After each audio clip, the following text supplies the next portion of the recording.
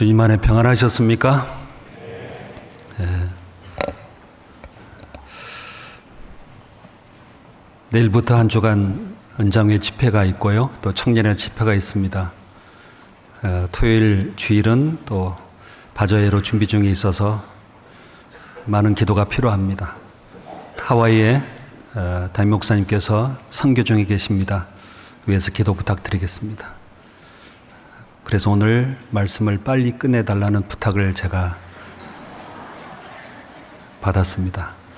하나님 은혜 위에 은혜를 더하시는 것 같습니다. 함께 같이 기도하시겠습니다.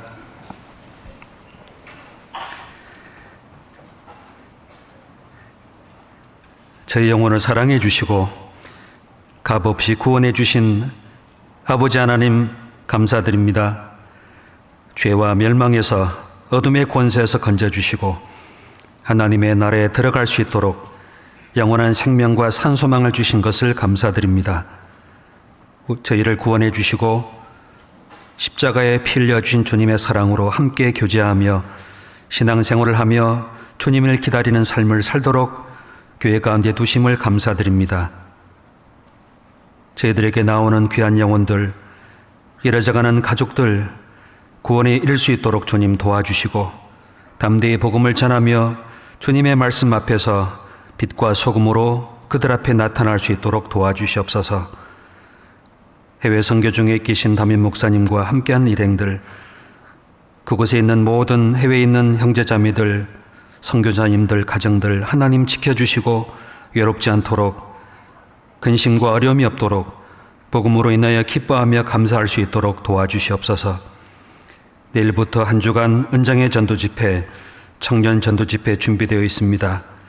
참석할 귀한 영혼 다 구원해 주시며 위에서 전도하며 봉사하시는 분들 위에도 주님의 능력으로 함께해 주시옵소서.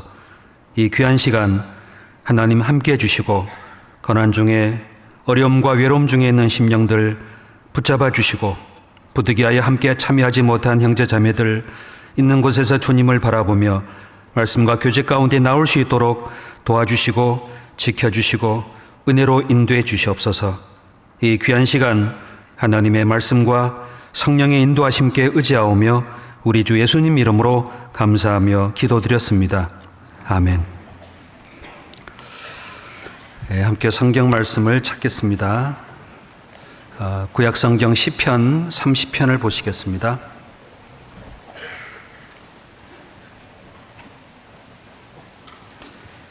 구약성경 시편 30편 1절부터 12절까지 821페이지 성경입니다. 구약성경 시편 30편 1절부터 12절까지 제가 한 절을 읽고요. 형제자매님들 이어서 교독하겠습니다. 1절 제가 읽겠습니다. 시편 30편입니다. 여호와여, 내가 주를 높일 것은 주께서 나를 끌어내사 내 대적으로 나를 인하여 기뻐하지 못하게 하심이니이다.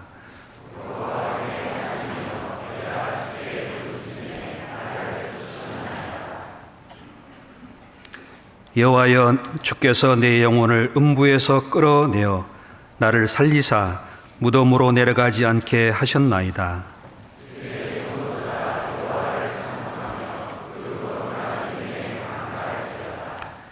그 노염은 잠깐이요 그 은총은 평생이로다.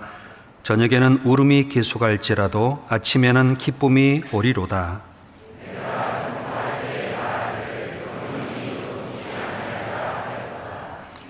여호와께서 주의 은혜로 내 산을 굳게 세우셨더니 주의 얼굴을 가리우심에 내가 근심하였나이다.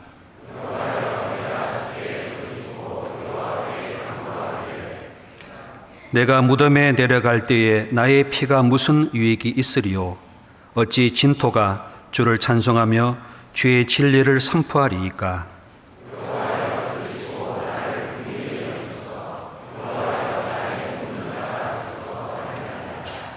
주께서 나의 슬픔을 변하여 춤이 되게 하시며 나의 베옷을 벗기고 기쁨으로 띠띠우셨나이다.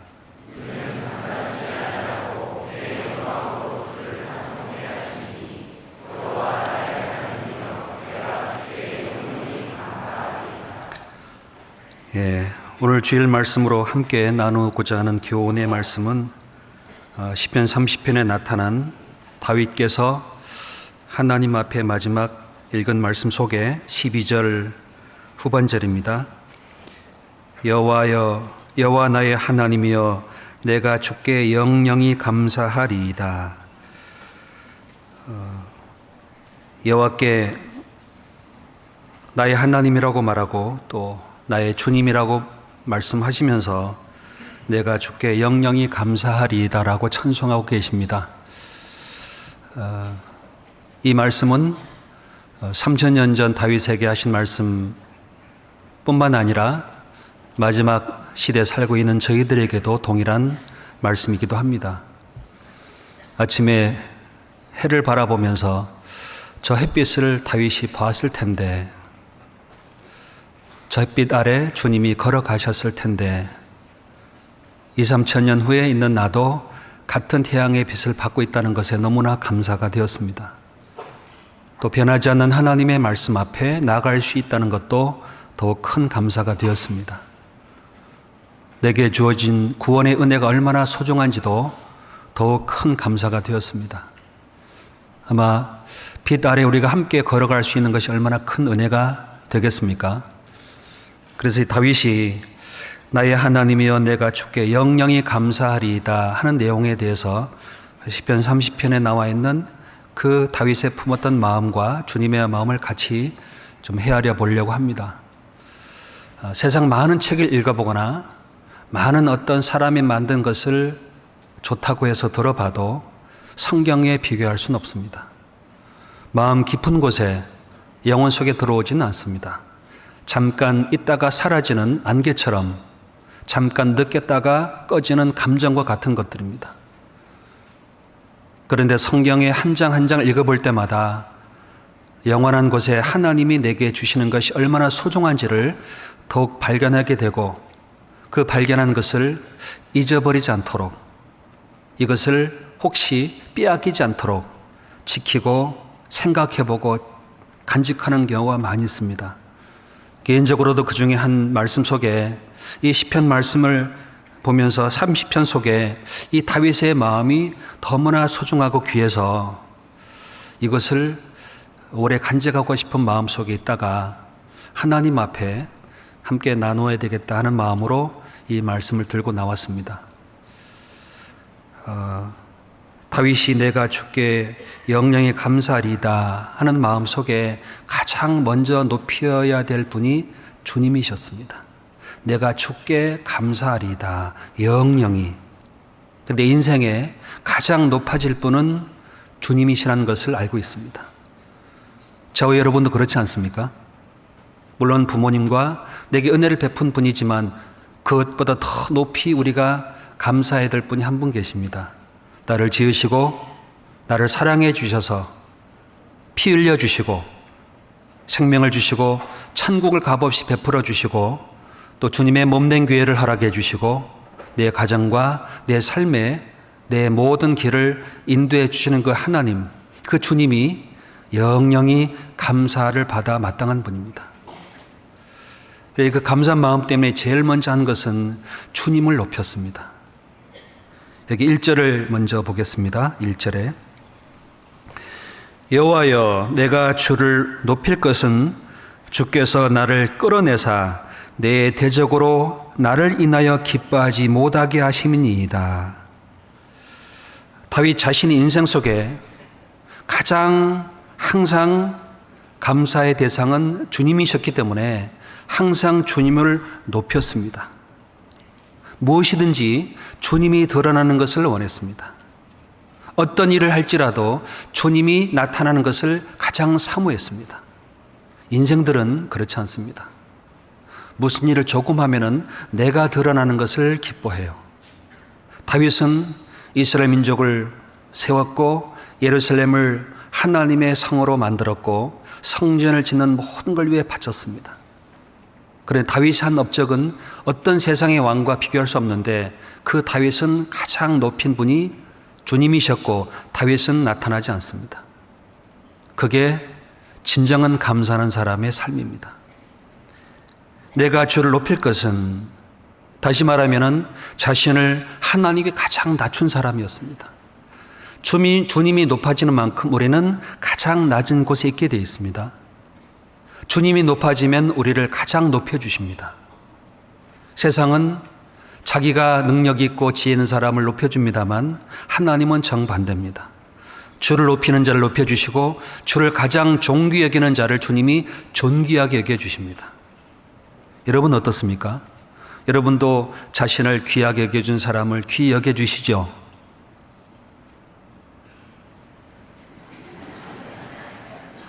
여러분 자녀들에게도 아내를 향해서 여보 고마워요 그러면요, 자녀가 여보 고마워요 하고 엄마한테 그래요. 엄마한테 야 그러면 아이도 엄마한테 야 그럽니다. 인생은 똑같습니다. 하나님은 자기를 존귀 여기주는 사람으로 우리를 세워주셨고 우리가 하나님께 존귀 여김 받음으로 주님을 가장 존귀하게 여겨드립니다. 마찬가지입니다. 대접을 받고자 하는 자는 대접을 하라고 되어 있습니다. 그게 하나님의 섭리입니다. 다윗을 가장 존귀 여겨주신 주님이었기 때문에 다윗에게 가장 높아진 분이 주님이셨습니다. 신약성경 1장 마태복음 1장 1절에도 아브라함과 다윗의 자손 예수 그리스도의 세계라고 말씀하십니다. 요한계시록 끝에도 나는 다윗의 뿌리요라고 말씀하십니다. 그 다윗의 근본이요 다윗 위에 가장 높아진 예수님을 우리가 교회 안에서 배우고 있습니다. 이 시편 30편에 가장 소중한 마음을 느낀 것은 내가 높일 것이 딱 하나가 있구나. 내가 주를 높일 것은, 이유는 주께서 나를 끌어내사 내 대적에게서 나를 건져내 주셨구나. 여기 1절에 제가 다시 읽겠습니다. 여호와여 내가 주를 높일 것은 주께서 나를 끌어내사 내 대적으로 인하여 나를 기뻐하지 못하게 하심이니이다. 자, 주께서 나를 끌어낸 이유가 가장 높임 받아야 될 이유입니다. 우리가 왜 주님을 높입니까? 우리를 끌어내 줬습니다. 어디서요? 사단의 권세에서 우리를 끌어내 줬습니다. 죄와 두려움과 죽음의 심판에서 우리를 끌어내 줬습니다. 죄의 사슬에서 우리를 풀어줬습니다. 이 끌어냈다는 말은 어떤 의미로 사용하냐면 감옥에서 풀어줬다는 뜻입니다. 깊은 웅덩이 속에서 끌어올려줬다, 즉 우물에서 건져냈다는 뜻을 갖고 있습니다. 깊은 감옥과 우물에 우리는 스스로 나올 수 없는 사람들이었는데 누가 우리를 끌어내 주셨을까요? 주님이십니다. 거짓과 두려움에서, 악의 권세에서 우리는 나올 수 없는 사람이었습니다.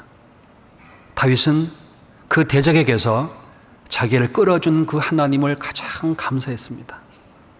사울에게서도 끌어내 주시고 악한 무리에게서도 끌어내 주시고, 그리고 부모를 대적하는 자식에게도 끌어주시고 많은 외적에게도 끌어내어 주시고, 심지어 간음죄와 살인죄를 범했던 이 더러운 죄인도 하나님이 거기서 건져내 주시고 회복시켜 주셔서 하나님 앞에 세워주신 것이 얼마나 감사한지 몰라요. 어릴 때 양을 치면서 곰과 사자와 싸우는 가운데서 하나님이 지켜주신 그 은혜가 너무너무 기뻐했습니다. 골리앗 앞에 하나님의 백성들이 두려워 떨 때 하나님이 그 물맷돌을 던질 때 하나님이 맞춰주게 주시고 백성들을 구원해 준 것이 너무너무 감사했습니다. 그 다윗 속에는 항상 주님이 인도해 주시고 끌어내 주신 것에 대해서 늘 감사하고 살았습니다. 여러분 가끔 교통사고를 당하는 경우가 있을 수 있습니다. 교통사고를 당했을 때 누가 와서 그 찌그러진 차에서 나를 끌어내 주면은 그 사람을 잊어요? 못 잊어요? 못 잊어요. 정신이 잃었지만 언뜻 눈을 뜨고 그 사람의 모습을 보고 의식을 잃어도 깨어나면 그 사람을 깊이 찾아보려고 노력을 합니다. 우리를 죄와 사망에서 끌어낸 주님을 성경에서 찾아보고 헤아려보고 내 인생 속에 주님을 더 가까이 합니다. 다윗도 그랬습니다. 시편 40편 이거 잠깐 접으시고요. 시편 40편 1절을 보겠습니다. 1절 2절 같이 읽어보도록 하겠습니다. 내가 여호와를 기다리고 기다렸더니 귀를 기울이사 나의 부르짖음을 들으셨도다. 나를 기가 막힐 웅덩이와 수렁에서 끌어올리시고 내 발을 반석 위에 두사 내 걸음을 견고케 하셨도다. 다윗은 기가 막힐 웅덩이와 수렁에서 부르짖을 때 주님을 기다리는 나를 주님이 찾아와 주시고 끌어내 주셨습니다. 끌어내 주셨습니다.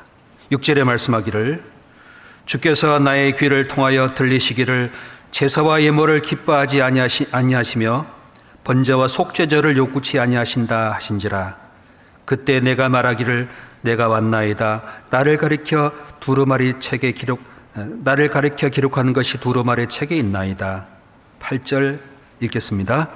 나의 하나님이여 내가 주의 뜻을 행하기를 즐기오니 주의 법이 나의 심중에 있나이다 하였나이다. 다윗은 깊은 웅덩이와 수렁에서 하나님의 음성을 들었습니다. 주님이 다시 나타날 것을 미리 듣게 됩니다. 그 감옥에서 주님이 나를 위해 찾아올 것을 들었던 것처럼 우리가 깊은 웅덩이와 죄와 죽음의 두려움과 심판에서 주님이 말씀으로 찾아와 주시고 십자가를 통해 우리의 죄를 영원히 용서해 주신 사실을 귀로 듣고 깨닫게 되었습니다. 그게 다윗은 너무너무 감사했습니다. 15절 16절입니다. 16절만 같이 읽어보겠습니다. 무릇 주를 찾는 자는 다 주로 즐거워하며 하고 기뻐하게 하시며 주의 구원을 사랑하는 자는 항상 말하기를 여호와는 광대하시다 하게 하소서. 주를 찾는 자, 주의 구원을 사랑하는 자는 주로 즐거워하고 기뻐하고 여호와는 광대하시다 하게 하소서. 구원받은 사람은 주님으로 기뻐하고 즐거워하고 주님을 광대하시다고 높이는 마음이 있습니다. 다윗은 그게 너무너무 평생 감사했습니다. 구원에 감사했습니다. 혹시 우리 중에 구원받지 못한 분이 계시면 너무나 안타까운 일입니다. 왠지 아십니까? 잠시 주님이 오시면 버려지기 때문입니다. 아무리 좋은 것도, 아무리 귀한 것도, 아무리 내게 기뻐 주어지는 모든 것도 주님 오시면 그만입니다. 장례식을 많이 가볼 때마다 깨닫습니다. 가장 귀하고 감사한 것은 나를 구원해 주시고 천국 가도록 해 주신 거구나. 그게 참 감사합니다. 죽어도 사는 거예요. 여러분, 어려움이 닥칠 때마다, 심히 곤고한 곳에 있을 때마다 그래도 나는 언젠가 죽음으로 주님 앞에 천국 가게 되지. 이건 잠깐 지나가는 어둠일 거야. 맞아요. 그래서 혼란 중에 기뻐하고 즐거워할 수가 있습니다. 왜요? 천국과 주님의 구원하심이 있기 때문입니다.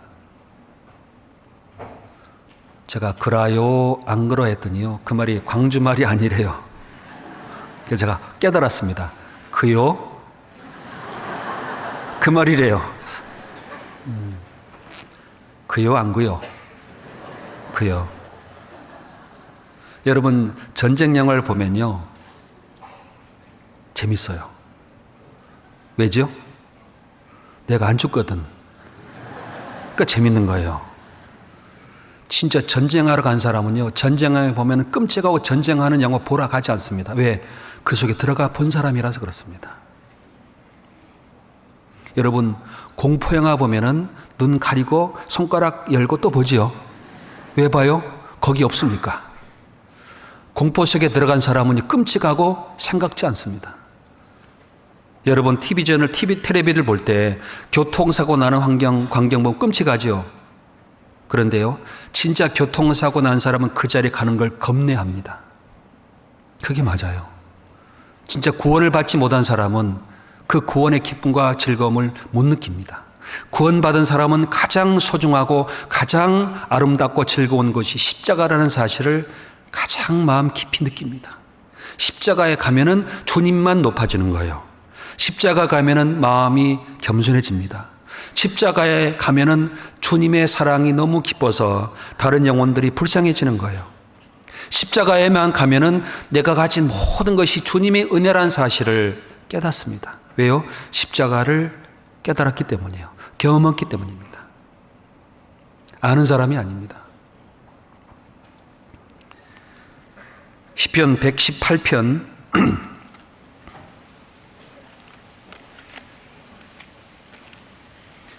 시편 118편 13절 14절입니다. 내가 나를 밀쳐 넘어뜨리려 하였으나 여호와께서 나를 도우셨도다. 118편 14절입니다. 여호와는 나의 능력과 찬송이시요 또 나의 구원이 되셨도다.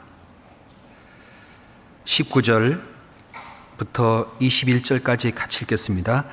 내게 의의 문을 열지어다. 내가 들어가서 여호와께 감사하리로다. 이는 여호와의 문이라. 의인이 그리로 들어가리로다. 주께서 내게 응답하시고 나의 구원이 되셨으니 내가 주께 감사하리이다. 23절은 제가 읽겠습니다. 건축자의 버린 돌이 침모퉁이 머릿돌이 되었나니 이는 여호와의 행하신 것이요 우리의 눈에 기이한 바로다. 이 시편 기자는 하나님이 나를 도우셨다. 나의 능력과 찬송이 되어주셨고 나의 구원이 되어주셨고 여호와의 집에 문이 열렸다. 내가 여호와의 집에 문을 통과하고 그리로 들어가리로다. 주께서 내가 부르짖을 때 응답해 주셨고 나의 구원이 되어주셨다. 참 기이하다. 건축자들이 버린 돌이 집에 모퉁이 돌이 되었구나. 그 집에 머릿돌이 되었구나. 세상에서 버림받은 예수님이 교회의 반석이 되었구나. 내 인생의 근본의 믿음의 반석이 되었구나. 참 기이하다. 많은 사람들은 예수님을 비웃고 욕할 때 씁니다. 그 주님이 내 인생의 능력과 찬송과 반석과 머릿돌이 되어 주셨다는 사실에 너무너무 감사한 거예요. 그러니까 주님을 높이는 겁니다. 28절 같이 읽어보겠습니다. 28절 29절입니다. 주는 나의 하나님이시라. 내가 주께 감사하리이다. 주는 나의 하나님이시라. 내가 주를 높이리이다. 여호와께 감사하라. 그는 선하시며 그 인자하심이 영원하미로다. 그 주님이 나의 하나님이 되어주신 것이 너무너무 감사한 겁니다. 그 하나님이 그 머릿돌 대신 주님이 반석이 되신 그 주님이 나의 하나님이 되어주신 것이 감사하고 나의 하나님이 되어주셨기 때문에 내가 주님을 가장 높이겠습니다. 나의 하나님이 바로 나의 전부인 거예요. 나를 존귀케 하고 나를 의미 있게 하고 나의 삶의 기쁨이 되어주신 그 주님이 가장 높아지는 것이 구원받은 사람에게는 마땅합니다. 그래서 구원받은 사람은 그 구원의 은혜에 기뻐하고 즐거워하는 것이 있고 거기에서 능력과 위로와 힘이 올라오게 되어 있습니다. 그러니까 주님을 높일 수밖에 없는 거예요.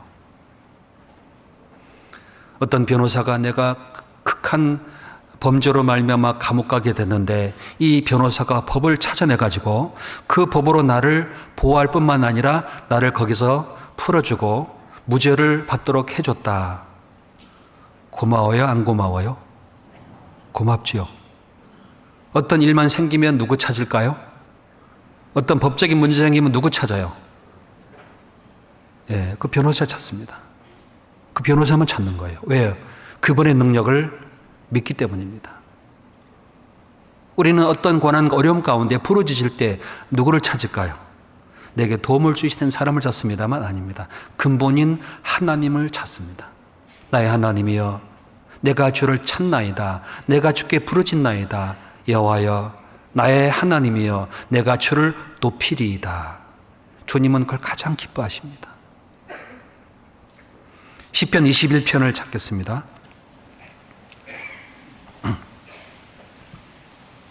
21편 1절.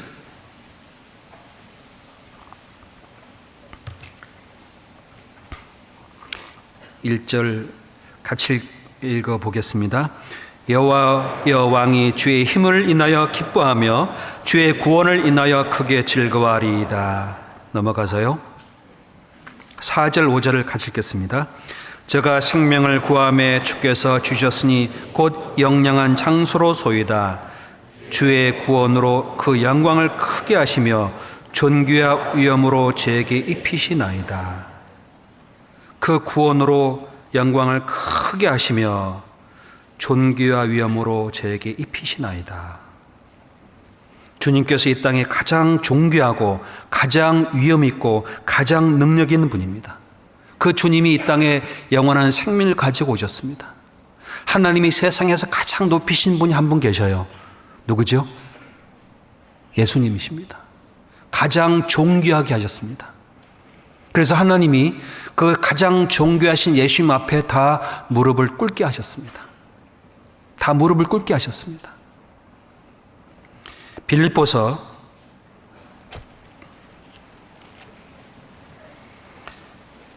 2장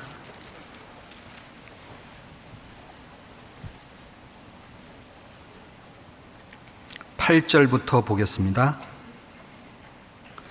빌립보서 2장 8절. 사람의 모양으로 나타나셨음에 자기를 낮추시고 죽기까지 복종하셨으니 곧 십자가에 죽으심이라. 이러므로 하나님이 그를 지극히 높여 모든 이름 위에 뛰어난 이름을 주사 하늘에 있는 자들과 땅에 있는 자들과 땅 아래에 있는 자들로 모든 무릎을 예수의 이름에 꿇게 하시고 모든 입으로 예수 그리스도를 주라 시인하여 하나님 아버지께 영광을 돌리게 하셨느니라. 빌립보 성도들에게 바울이 감옥에서 편지하실 때에 주님이 자기를 낮추시고 죽까지 복종하셔서 십자가에 죽으셨다. 그래서 하나님이 세상에서 십자가에 죽으신 그 주님이 가장 하나님을 영광스럽게 주셨기 때문에 위엄과 영광으로 가장 높이셔 주셨습니다. 십자가에 매달리신 예수님이 가장 지극히 높으신 분이기 때문에 그 앞에 다 무릎을 꿇으라고 말씀하세요. 그 주님 앞에 높아질 게 아무것도 없습니다. 왜요? 하나님이 가장 높이셨기 때문입니다. 여러분, 세상에서 가장 높은 권세자에게 함부로 못합니다. 안 그래요? 그 가장 높은 분이 그 사람을 높여줄 때 그 사람 함부로 대할 수 없다니까요. 왜요? 그 곁에 가장 높으신 분이 계시기 때문입니다. 모르면은 함부로 대하는 거예요. 왜 우리가 하나님 앞에 교회를 가장 귀하게, 가장 존귀하게 여깁니까? 그 위에 하나님이 계시고 머리가 계시기 때문에 가장 존귀하게 높이는 것이 교회예요. 가장 존귀하게 높여진 것이 하나님이 세상에서 교회입니다.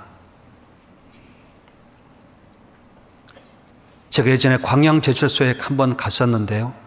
그 광양제철소에 근무하신 분이 저에게 한번 보여드리고 싶다고 오시라고 안내를 받았습니다. 그 집회 중에 잠깐 오전에 가보니까요. 그 재련소에 엄청난 쇠물을 흘려보내는 곳에 저를 안내하시더라고요. 몇 분이 가서 보니까 한 50m 떨어진 그 용광로에서 나온 그 물을 흘려보내는 쇠물입니다. 와, 너무너무 아름다운 거예요. 쇠물이. 근데 가끔 이게 튄대네요. 물방울 튀듯이.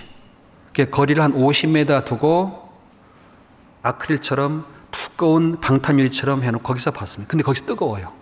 아름답고 뜨겁더라고요. 근데 가까이 가지 말아요. 죽는데요. 뭐 때문에요? 가끔 쇠물이 튄답니다. 아, 그래요. 그런데요, 가끔 죽는 사람이 있어요. 왜요? 잊어버린대요. 뭐를? 쇳물이라는 걸 잊어버린대요. 아름답기만 하지, 아름답고 좋은 것만 생각하지, 그 물이 튀면 내게 떨어졌을 때 어떤 것을 만들어내는지 못 깨닫는답니다. 가끔 죽는 경우가 있습니다. 왜요? 잊어버리는 거예요. 마찬가지입니다. 하나님은 가장 높이신 주님 앞에 무릎을 꿇으라고 하셨습니다. 그 십자가 앞에 자기를 낮추러 가십니다. 높아지면 죽는 거예요. 왜?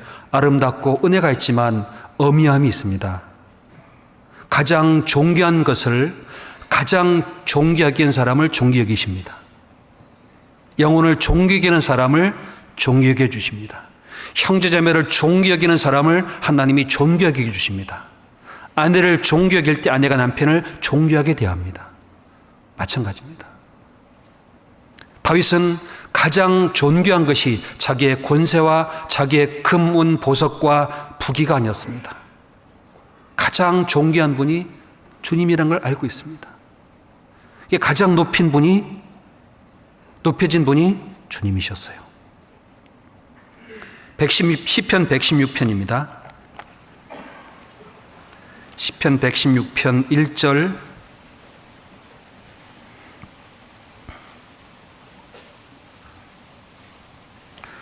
시편 116편 1절. 여호와께서 내 음성과 내 간구를 들으심으로 내가 저를 사랑하는도다. 그 귀를 내게 기울이셨으므로 내가 평생에 기도하리로다. 사망의 주일이 나를 두르고 음부의 고통이 내게 미치므로 내가 환난과 슬픔을 만났을 때 내가 여호와의 이름으로 기도하기를 여호와여 주께 구하오니 내 영혼을 건지소서 하였도다. 여호와는 은혜로우시며 의로우시며 우리 하나님은 자비하시도다. 여호와께서는 어리석은 자를 보존하시나니 내가 낮게 될 때 나를 구원하셨도다. 7절부터 8절까지 같이 읽겠습니다. 내 영혼아 내 평안함에 돌아갈지어다. 여호와께서 너를 후대하심이로다. 주께서 내 영혼을 사망에서 내 눈을 눈물에서 내 발을 넘어짐에서 건지셨나이다. 환난과 슬픔, 음부와 고통에 들어갔을 때 나를 끌어내 주신 주님, 내 영혼을 건져주십시오라고 부르짖었습니다. 그때 주님께서 내가 낫게 될 때 나를 구원하셨도다. 그때 깨달았습니다. 내 영혼아 내 평안함에 돌아갈지어다. 여호와께서 너를 후대하심이로다. 후대한다는 게 뭐죠? 높여준 거예요. 그런 자격이 없는데 영접해 준 겁니다. 그럴 만한 아무런 가치가 없는 사람을 귀하게 받아준 거예요. 여러분, 우리 같은 사람을 누가 받아주겠어요? 부모니까 받아주는 겁니다. 부모는 받아줘요. 여러분, 세상에 누가 나 같은 사람을 중기 받아줍니까? 그런 데 없습니다. 교회니까 받아주는 거예요. 죄를 짓고 연약함으로 무능해도 주님은 다 받아주시는 거예요. 후대해 주는 겁니다. 그런데 그 주님을 높이지 않는 겁니다. 내가 높아지는 거예요.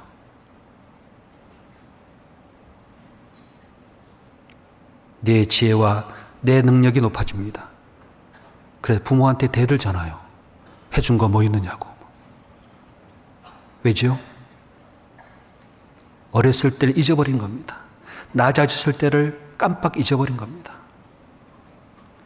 다윗은 항상 평생 잊지 않았던 것은 내가 낮아질 때 구원받은 거, 내가 목동이었을 때, 양을 칠 때, 아버지의 양을 돌아봐야 될 때 사자와 곰에서 나를 건져주신 거,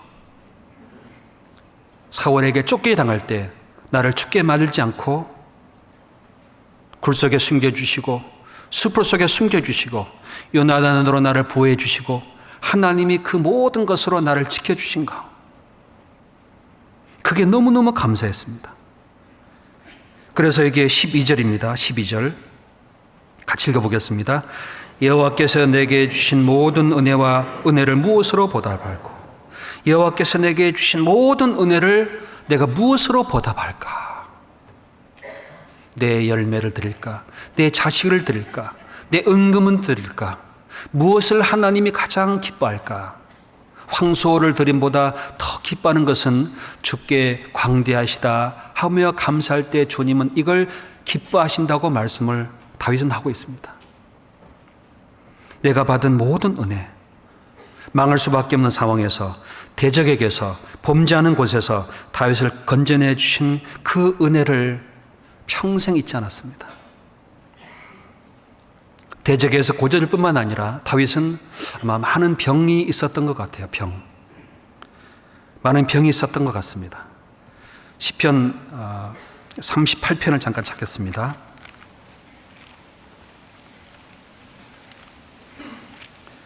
시편 38편 1절,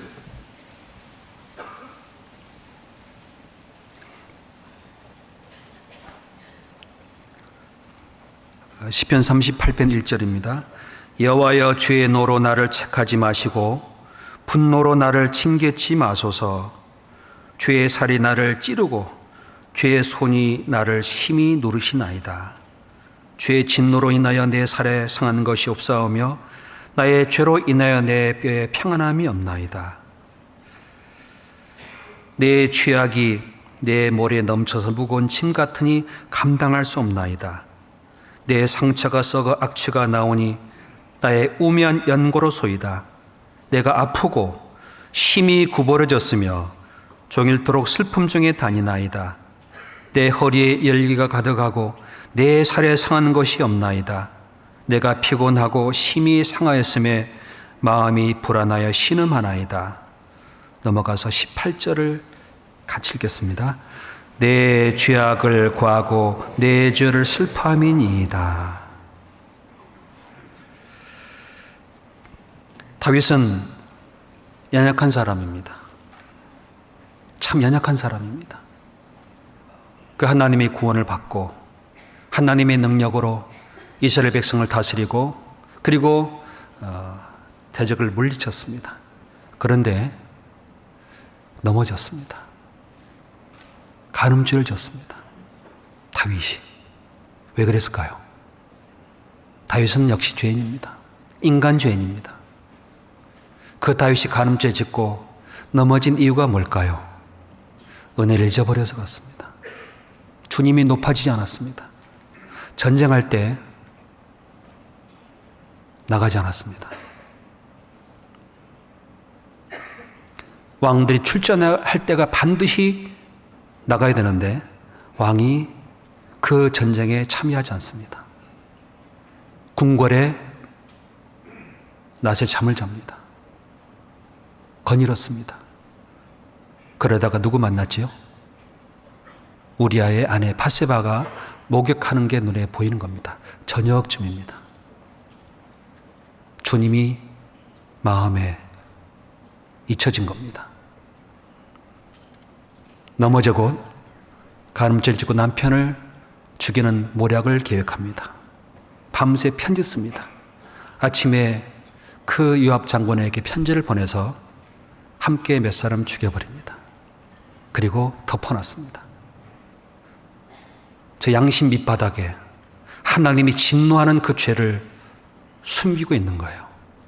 그리고 왕의 자리에 앉아 있습니다. 하나님이 진노하셨습니다. 죄의 손으로 심히 누릅니다. 뱉으라고, 낮아지라고 심히 손으로 눌렀습니다. 죄의 살이 나를 찌릅니다. 찌르고 눌림이 있습니다. 주님의 진노로 징계가 있습니다. 그 징계가 몸에 나타납니다. 느꼈습니다. 내가 죄악을 구하고 내 죄를 슬퍼함이니이다. 그 앞에 한 말이 있죠. 내 상처가 썩어 악취가 납니다. 내 육신에 상처가 있고 악취가 나고 허리는 열기로 가득하고 심히 아프고 구부러졌습니다. 마음은 불안합니다. 피곤합니다. 무슨 평안이 있겠습니까? 왜 그랬을까요? 주님을 잊어버리고 자기를 높였습니다. 결국은 넘어지게 된 겁니다. 그 죄악으로 슬퍼하고 있을 때 하나님이 찾아오셨습니다. 다시 구원해 줄 뿐만 아니라 고쳐줬습니다. 시편 30편 돌아가 보겠습니다. 2절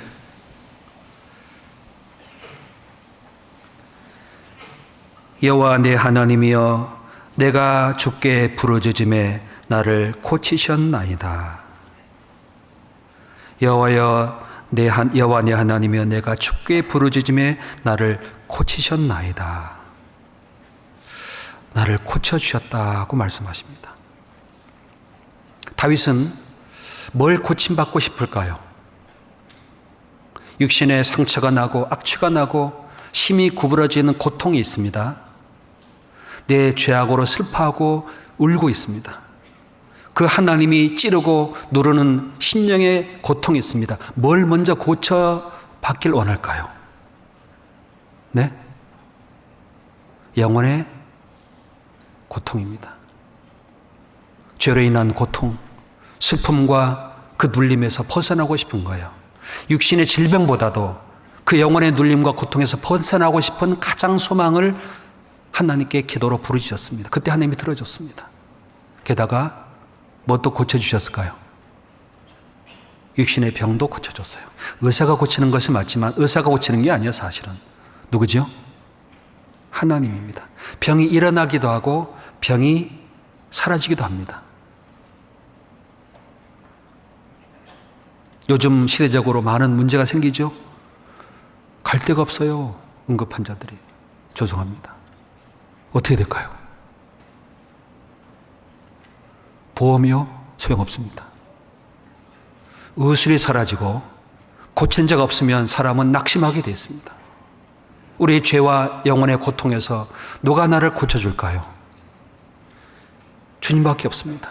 그러니까 죄 가운데 고통이 있을 때 주님께 나오는 것을 가장 귀하게 해주시고 그 사람을 기뻐하시는 거예요. 왜? 주님이 높아지는 것을 깨닫기 때문입니다.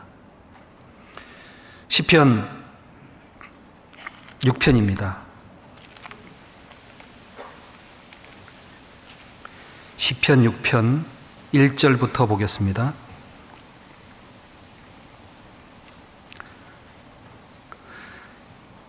여호와여 내 주의 분으로 나를 견책하지 마옵시며 주의 진노로 나를 징계하지 마옵소서. 여호와여 내가 수척하였사오니 긍휼히 여기소서. 여호와여 나의 뼈가 떨리오니 나를 고치소서. 6절 같이 읽겠습니다. 내가 탄식함으로 곰핍하여 밤마다 눈물로 내 침상을 띄우며 내 요를 적시나이다. 이 다윗이 밤마다 눈물을 흘렸습니다. 여러분, 밤에는 자야 되잖아요. 쉬어야 되고. 근데 밤마다 왜 눈물을 흘릴까요? 고침받지 못한 영혼의 문제가 있는 겁니다. 육신의 고통이 있습니다. 내 뼈가 떨립니다. 내가 수척했습니다.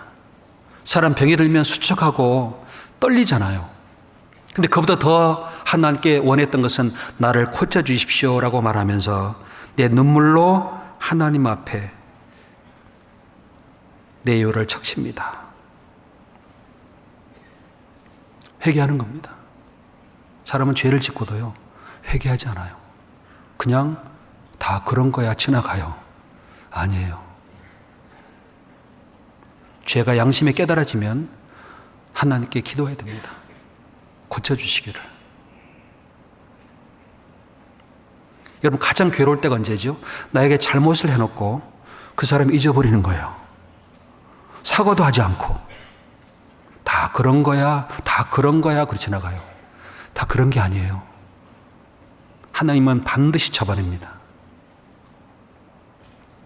9절 6장 9절입니다. 악인의 악을 끊고 의인을 세우소서. 의로우신 하나님이 사람의 심령을 감찰하시나이다. 나의 방편은 마음이 정직한 자를 구원하시는 하나님께 있도다. 악인은 하나님이 끊어버립니다. 의인은 세우십니다. 왜? 하나님이 사람의 심장을 감찰하십니다. 7장 9절 10절입니다. 죄송합니다. 7장 9절 10절 같이 읽어보겠습니다. 악인이 악을 끊고 의인을 세우소서. 의로우신 하나님이 사람의 심령을 감찰하시나이다. 나의 방패는 마음이 정직한 자를 구원하시는 하나님께 있도다. 다윗은 확실히 알았습니다. 악인은 끊어버리시고 의로우신 하나님이 의인을 세우시는구나. 사람의 심장을 감찰하시는구나. 나의 마음에 내 방패는 정직한 자를 구원하신 하나님께 있다. 그러니까 정직한 길로 하나님께 나아갈 때 하나님이 반드시 지켜준다는 걸 알았습니다. 왜요? 하나님은 뭘 살피죠? 심정을 살핍니다. 심정을 살핍니다. 사람은 점점 하나님의 은혜를 잊어버리기 때문에 아름다운 것, 좋은 것만 말합니다. 아니에요.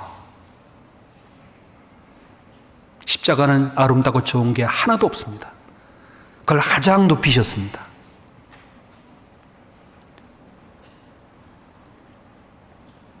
마음이 정직한 자를 구원하시는 하나님이 나의 방패시다. 그래서 하나님 앞에 죄를 범했을 때 나를 고쳐달라고 하나님께 나아갔고 하나님이 그 마음을 정직하게 보시고 용서해 주시고 고쳐줬습니다. 시편 41편을 보겠습니다.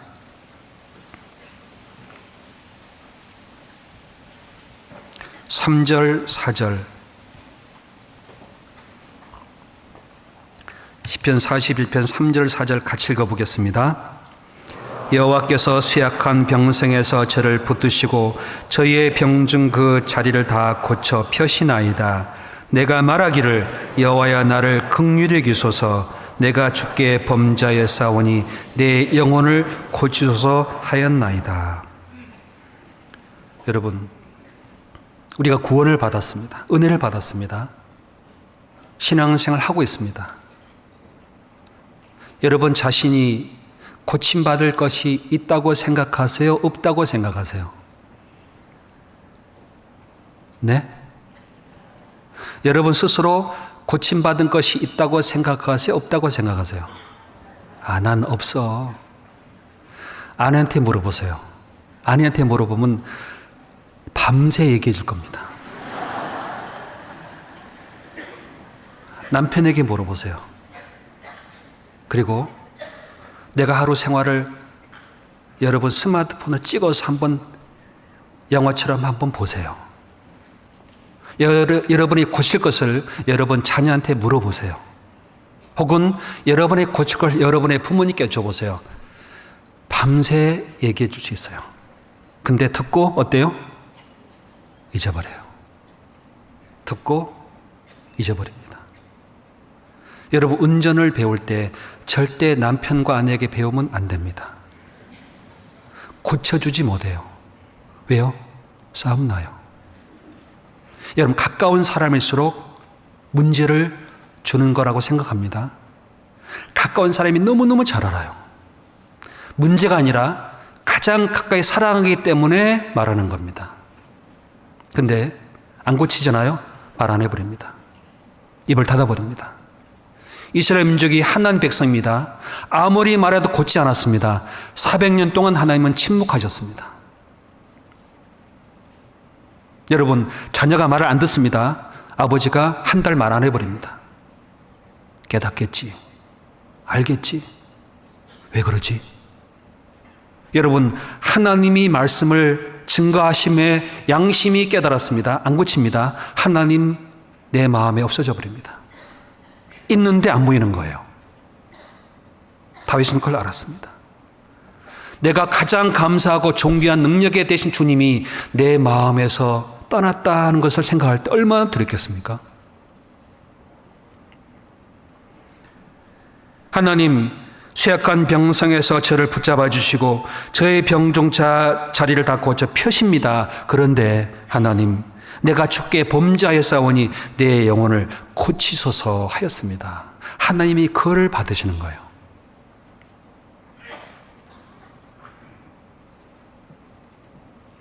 교회에 나오면 항상 즐겁습니다. 그러나 하나님은 그 마음의 심정을 감찰하십니다. 시편 30편 돌아가서요.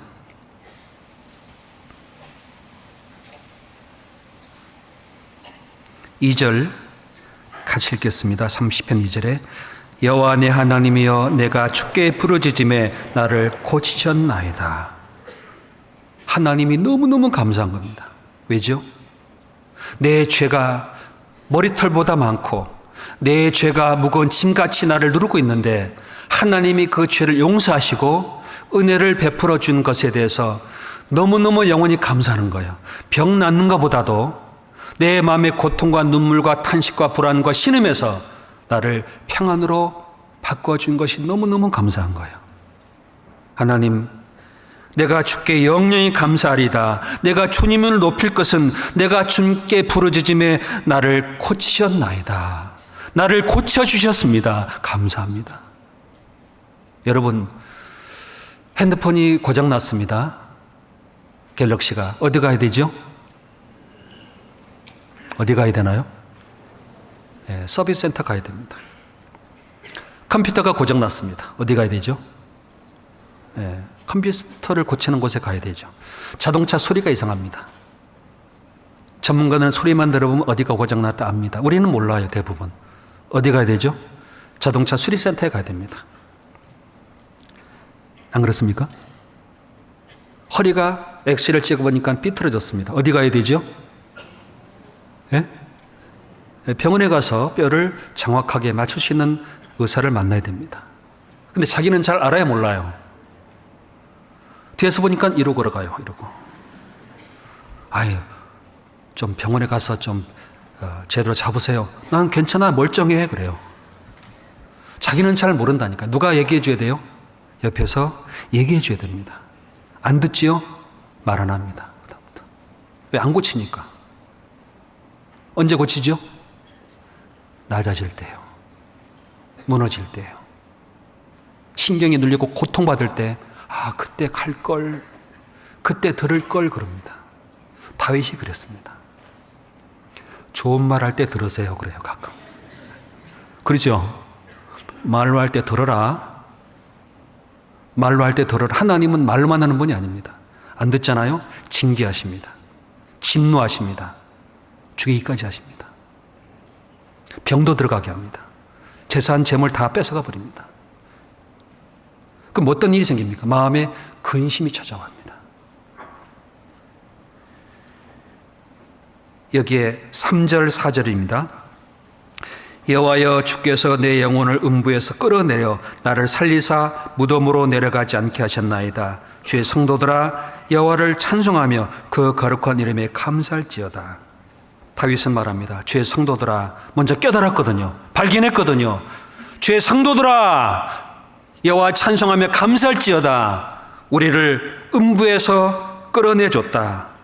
무덤에 내려가지 않게 하셨다. 죽음에는 붙이지 않으신 거예요.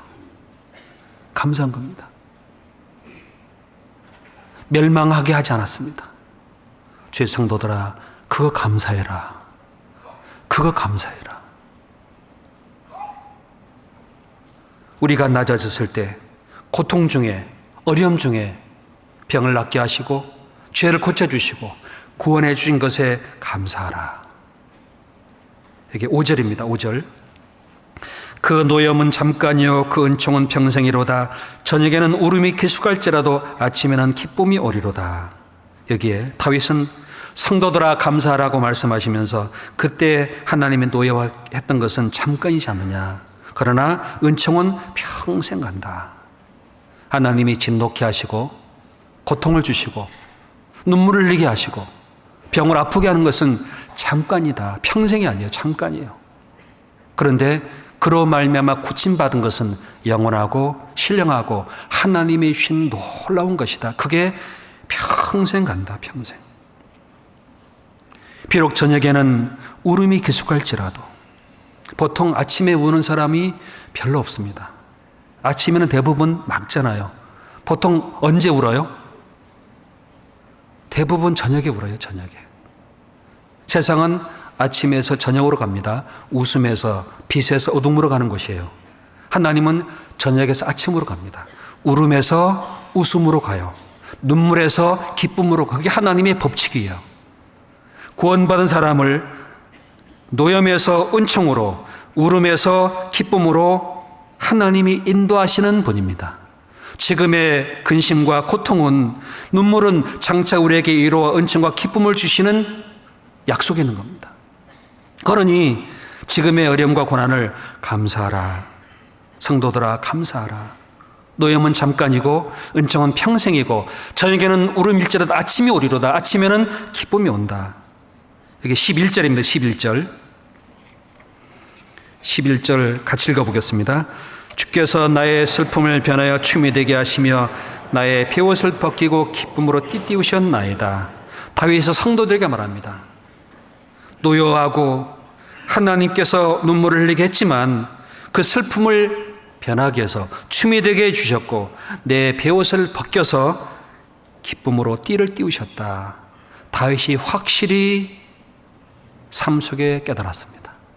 그러니 성도들아, 주의 노임은 잠깐이다. 그때 하나님 앞에 나와 주를 높이고 마음을 낮추고 고침받으라 그 말이에요. 부르짖고 하나님을 찾으라 그 말입니다. 요즘은 점점 편리해져 갑니다. 하나님 안 찾습니다.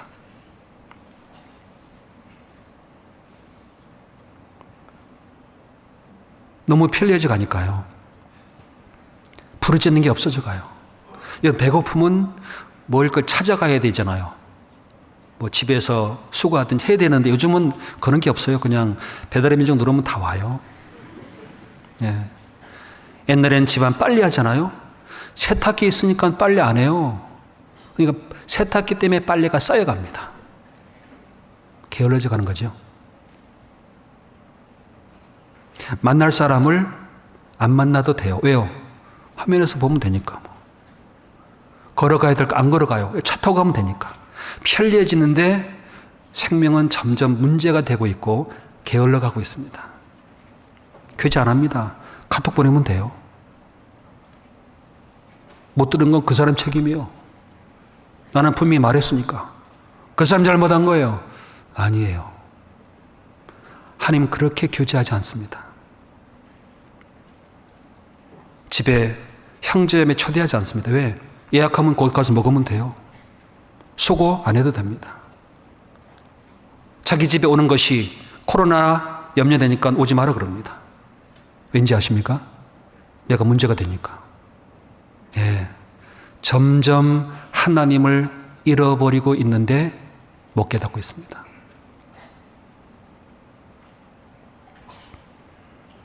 슬픔과 배옷, 노염과 눈물이 사라져갑니다. 욥은 눈물을 참 많이 흘렸습니다. 왜요? 하나님의 인내를 배우는데. 여러분, 눈물을 흘려본 적이 언제이십니까? 언제 하나님께 눈물로 기도해 본 적이 계십니까? 바울은, 다윗은, 예수님은 하나님께 눈물로 기도했던 걸 우리가 보고 배웠습니다. 눈물이 땀방울처럼, 땀방울이 핏방울처럼 나사로 무덤 앞에서 예수님은 눈물을 흘리셨다고 말씀하십니다. 좋은 게 아닙니다. 양심과 심정을 살피고 계십니다.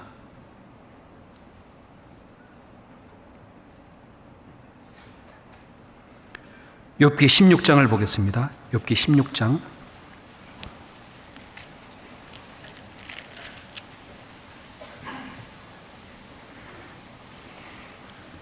욥기 16장 19절.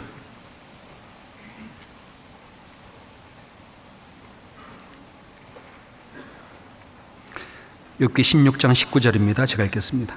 지금 나의 증인이 하늘에 계시고 나의 부인이 높은 데 계시니라. 나의 친구는 나를 조롱하나 내 눈은 하나님을 향하여 눈물을 흘리고.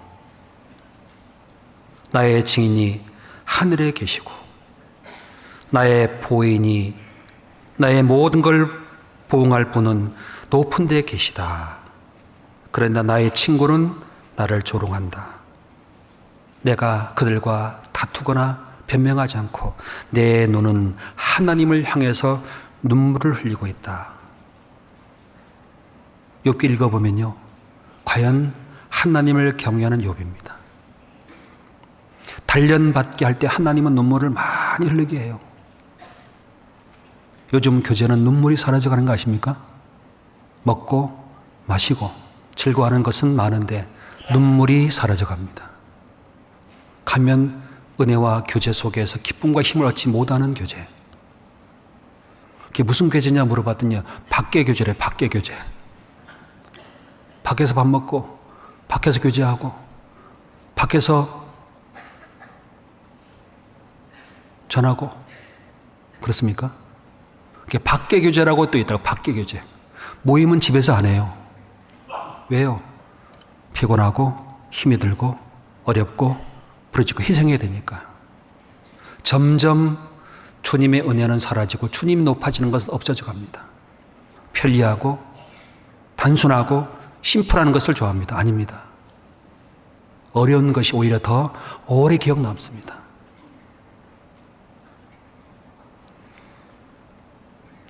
욥은 내 눈은 하나님을 향해 눈물을 흘릴 만한 일을 한 욥이 없습니다. 근데 눈물을 흘리고 있습니다. 왜? 단련하고 있습니다. 시편 84편 6절에 저희는 눈물 골짜기를 통행할 때에 그곳에 많은 샘이 곳이 되게 하며 이른 비도 은택을 입히나이다. 눈물 골짜기에 통기할 때도 있습니다. 다윗은 많은 징계를 받았습니다. 징계를 받을 때 눈물을 많이 흘렸습니다.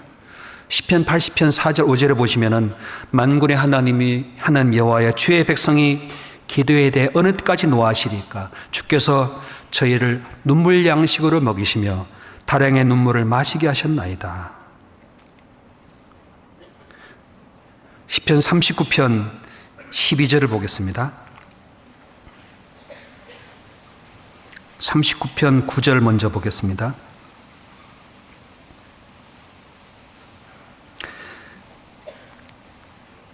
내가 잠잠하고 입을 열지 아니하면 주께서 이를 행하신 연고니이다. 주의 징책을 나에게서 옮기소서. 주의 손이 치심으로 내가 쇠명하였나이다.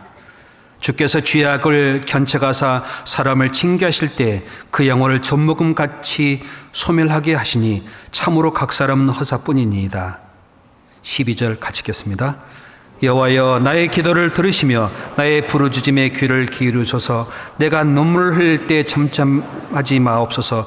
대전하는 주께 객이 되고 거류자가 됨이 나의 모든 열조 같으니이다. 13절 제가 읽겠습니다. 주는 나를 용서하사 내가 떠나 없어지기 전에 나의 건강을 회복시키소서. 그 육신의 질병으로 말미암아 건강을 잃어버렸고 그로 인한 고통, 심지어 영화가 사라지고 부귀가 사라지고 하나님이 징계할 때 하나님이 행하시는 것이니까 잠잠하며 하나님께 부르짖고 눈물을 흘렸습니다. 하나님 그걸 참 기억했습니다. 감추는 게 아닙니다. 세상은 점점 죄가 충만해지고 있습니다. 교회도 들어오고 있습니다. 아십니까? 상상할 수 없는 죄가 들어옵니다. 끔찍한 죄가 들어옵니다. 가슴이 벌렁거립니다. 그런데 그 죄를 통회하지 않습니다.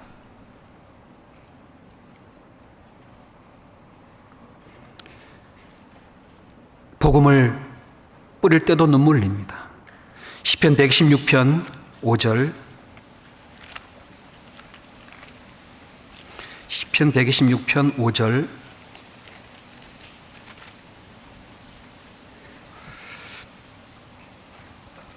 (5절) 6절 같이 읽어보겠습니다. 눈물을 흘리며 씨를 뿌리는 자는 기쁨으로 거두리로다. 울며 씨를 뿌리러 나가는 자는 정녕 기쁨으로 그 단을 가지고 돌아오리로다. 눈물을 흘리며 씨를 뿌리는 일이 있습니다. 요즘 씨를 뿌릴 때요 너무너무 편합니다. 시원한 강당에서 모든 간식과 모든 여건을 다 준비하고 와서 말씀 들을 때 부족한 것이 없이 넓은 화면과 확실하게 보이는 그 색깔 있는 말씀으로 보여줍니다. 그런데 눈물이 없습니다. 왜일까요? 너무 쉽게 전하고 있습니다. 스위치만 누르면 말씀 나옵니다. 다윗은 내가 주를 찾기에 갈급하나이다. 물이 없는 간곤한 땅에서 목마른 사슴같이 주를 찾나이다. 그 심령이 부르짖는 겁니다. 능력이 없어져 갑니다. 요즘 어머님들께 닭 한 마리 주고 파닥파닥 거리는 닭 잡으라면 못 잡습니다. 왜? 잡힌 것만 사다 먹었으니, 치킨집만 불렀으니 생닭을 못 잡는다니까요. 잡을 수 있는 분 손 들어보세요. 어르신들은 잡습니다. 왜? 고생하며 배웠거든요. 잡으러 다녔거든요. 그게 전도예요. 구원받고자 걸어오는 사람이 있습니까? 없습니다. 복음을 전파하라, 다니며 전파하라고 하셨습니다. 친지, 부모, 가족, 이웃, 친구 찾아가야 되는 거예요. 오길 기다립니까? 아닙니다. 아닙니다. 다윗은 예루살렘 궁궐에 있을 때 전쟁에 승리하는 것보다 죄에 넘어지는 것을 경험했습니다. 그래서 하나님께서 깨닫게 한 것, 노예만 잠깐이지만 은총은 평생이다. 울음이 기술할지라도 기쁨 올 것이다. 그러니 울며 씨를 뿌리는 그 삶으로 나를 이끌어 가신다. 그래 주님 앞에 가면요, 모든 눈물을 눈에서 씻겨주십니다. 시편 30편 돌아보겠습니다. 시편 30편.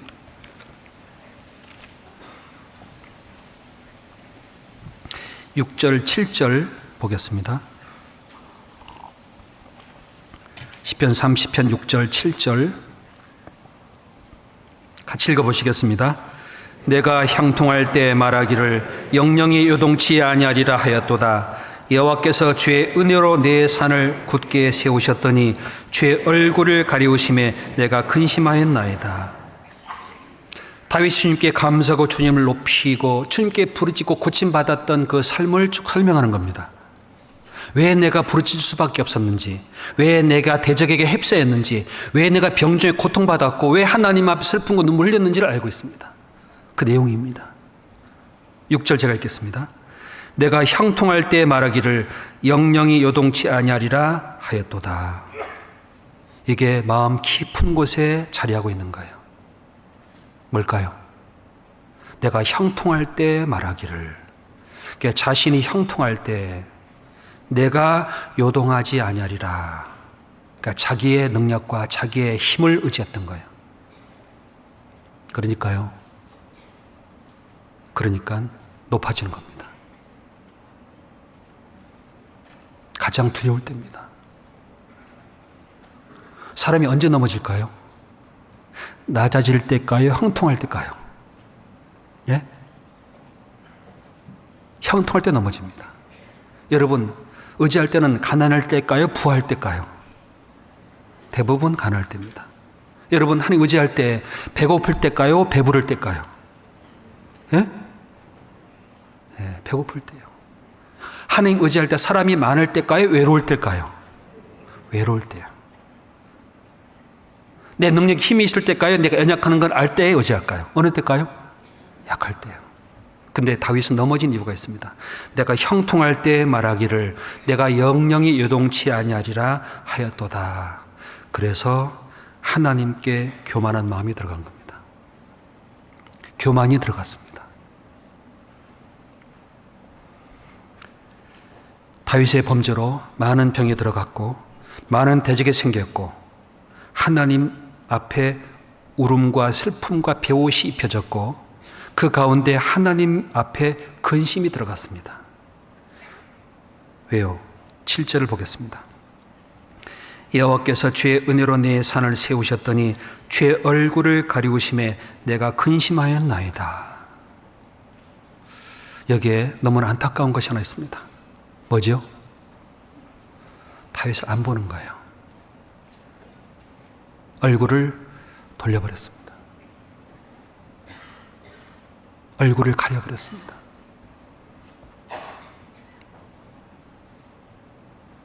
여러분, 하나님이 내게 얼굴을 가릴 수 있을까요? 없을까요? 부모가 자식의 얼굴을 돌릴 때가 있습니다. 너무너무 아버지의 권한을 도전할 때 얼굴 가려버립니다. 심지어 떠나버립니다.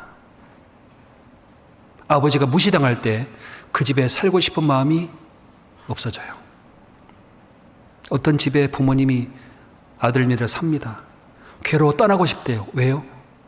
부모를 부모로 여기지 않는 거예요.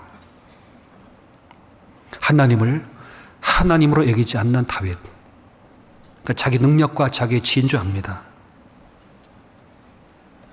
그래서 하나님이 얼굴을 가리우셨습니다. 그러니 뭐가 생깁니까? 근심이 들어갑니다. 근심. 왜 근심이 생길까요? 내가 형통하다, 내 능력과 지혜로 나를 의지하기 때문에 하나님의 얼굴을 돌려버렸습니다. 욥기 34장을 보겠습니다. 욥기 34장.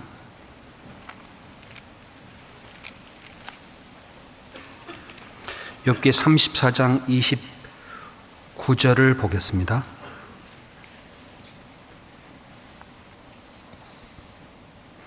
욥기 34장 29절 같이 읽겠습니다. 주께서 사람에게 평강을 주실 때 누가 감히 잘못하신다 하겠느냐? 주께서 자기 얼굴을 가리우실 때 누가 감히 배울 수 있으랴? 나라에게나 사람에게나 일반이시니. 사람에게 평강을 주실 때 누가 감히 잘못하신다 하겠느냐? 주께서 자기 얼굴을 가리울 때 누가 감히 하나님을 배울 수 있으랴? 하나님 얼굴을 가려버리면 아무도 못 봐요. 하나님의 얼굴을 펴주시는 것이 그게 은혜와 평안이고 그게 기쁨인 겁니다. 하나님 얼굴을 내게 돌이키지 마십시오. 내가 부르짖습니다. 내가 대적으로, 내가 병으로, 죄로, 그리고 내가 죽음 앞에서 내 모든 형통할지라도 내가 주님을 바라봅니다. 그걸 주님이 보시고 얼굴을 비춰줍니다. 민수기 6장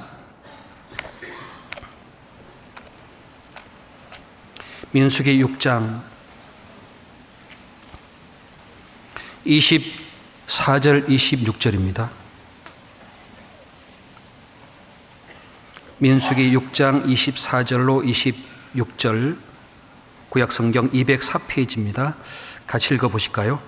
여호와는 내게 복을 주시고 너는 지키시기를 원하며 여호와는 그 얼굴로 내게 비치사 은혜 베푸시기를 원하며 여호와는 그 얼굴을 내게 향하여 드사 평강 주시기를 원하노라 할지니라 하라. 여호와께 내게 복을 주시고 너를 지키시기를 원하시며 얼굴로 내게 비춰서 은혜 베풀고 얼굴 내게 향하시고 평강을 주기를 원하신다. 신약 성경의 시편 서신서 보면 대부분 첫 절에 다 이렇게 말씀하십니다. 주 예수 그리스도로 말미암아 은혜와 평강이 너에게 있을지어다 아멘 하고 항상 시작합니다. 은혜와 평강은 주님의 얼굴이 비춰지는 것입니다. 교회는 항상 주님의 은혜와 평강으로 얼굴을 비춰주는 곳인 거예요. 주님의 얼굴이 있는 곳이 교회입니다. 그 얼굴이 있는 곳에 나와서 주님을 바라보지 않는다면 자기 형통을 의지하게 되므로 주님 얼굴을 가려버립니다. 그 사람에게는 빛이 없어져 버립니다. 은혜와 평강에 떠나버립니다. 그럼 근심이 들어가요. 어떻게 되느냐? 내가 형통할 때 내가 요동하지 아니하리라고 내 능력은 내 지혜로 나타납니다. 그러면 알아요. 아, 큰일 났다. 넘어지겠다. 하나님이 다스리겠다. 맞아요. 죄가 들어옵니다. 그 집안에. 얼마나 무서운 죄들이 들어오는지 아십니까? 상상할 수 없는 죄가 있습니다. 하나님은 아십니다. 대적이 생깁니다. 질병이 생기고 슬픔과 고통이 올라옵니다. 억지로 웃으려고 해도 안 웃습니다. 왜요? 아니까요. 하나님 형통할 때 하나님을 의지하라고 하십니다. 하나님께 부르짖으라고 하십니다. 시편 34편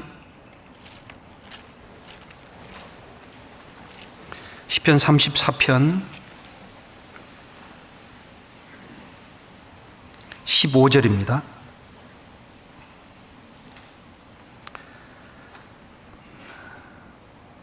같이 읽어보겠습니다. 여호와의 눈은 의인을 향하시고 그 귀는 제 부르짖음에 기울이시는도다. 하나님의 눈은 의인을 향하십니다. 귀는 얼굴 향하시고 그 의인이 하늘께 부르짖는 것, 영혼을 구원하기 위해 부르짖는 소리, 죄에서 하나님의 용서와 은혜와 평강을 부르짖는 소리, 대적으로 말미암아 부르짖는 소리, 병중에서 하나님의 위로를 부르짖는 소리, 외로움과 근심에서 주님의 위로와 평안을 구하는 그 소리를 듣기 원하시는 거예요. 귀 안에서. 모세는 시내산에서 내려올 때 식병판을 가져왔습니다. 여호수아가 말합니다. 무슨 소리가 들립니다. 가만히 들어봤더니 전쟁에서 패에 부르짖는 소리도 아니고 승리에서 기뻐하는 소리도 아니고 춤추고 떠드는 소리예요. 춤추고 떠드는 소리만 올라갑니다. 부르짖는 소리가 사라지고 있습니다. 아십니까? 못 느끼십니까?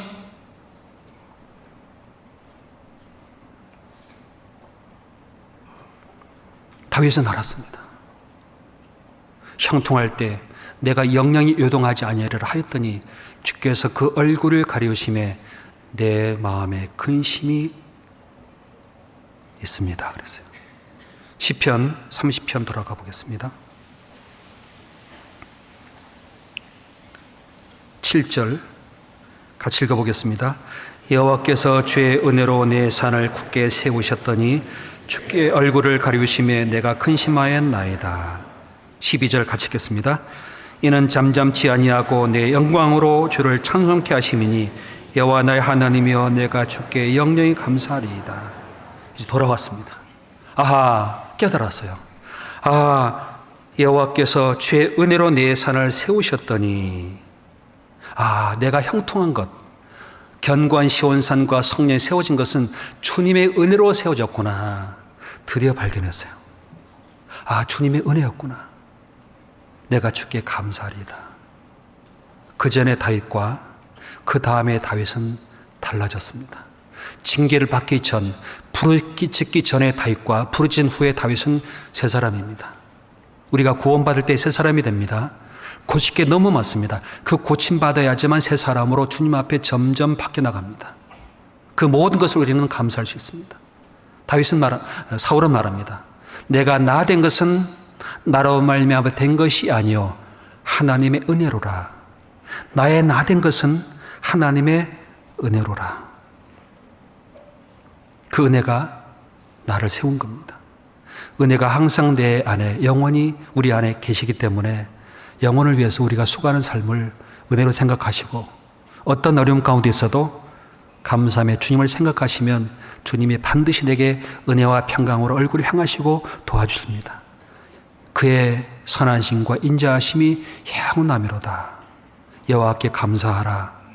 그의 인자하심과 성실하심으로 인하여 여호와께 감사할지어다.